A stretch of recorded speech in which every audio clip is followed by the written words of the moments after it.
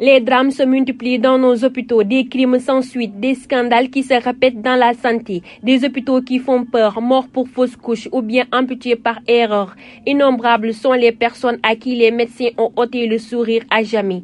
Pire encore, leur ont gâché l'existence. De nombreux patients traînent avec des séquelles, une mauvaise qualité de soins ainsi que les erreurs de prophylaxie au Sénégal sont nombreuses. Plusieurs personnes atteintes se taisent et gardent leur souffrance. Certains dirigeants ferment les yeux sur les erreurs de médication aux conséquences souvent mortelles. Des plaintes toujours déposées au niveau de différents tribunaux du pays. L'affaire de la femme Astou Sokhna de l'hôpital Amadou Sakhir Mbaye de Louga a défrayé la chronique durant plusieurs jours. Des larmes fondues, des témoignages poignants, tristes de voir une femme enceinte perdre la vie de cette manière. Des hôpitaux qui se transforment en centres commerciaux, des bureaux qui deviennent un lieu de rencontre. Sénégal, pays de la Teranga où on ne connaît pas l'urgence. Beaucoup sont dans les hôpitaux, des personnes sans diplôme et qui sont en plus arrogantes et indisciplinées. Il faut regarder la vérité en face. Ce genre d'attitude est la même dans les banques, dans les taxis, dans les maisons et supermarchés entre autres. Des filles de salle qui posent des perfusions, des gardiens devenus instrumentistes, des agents de laboratoire devenus des directeurs d'hôpitaux.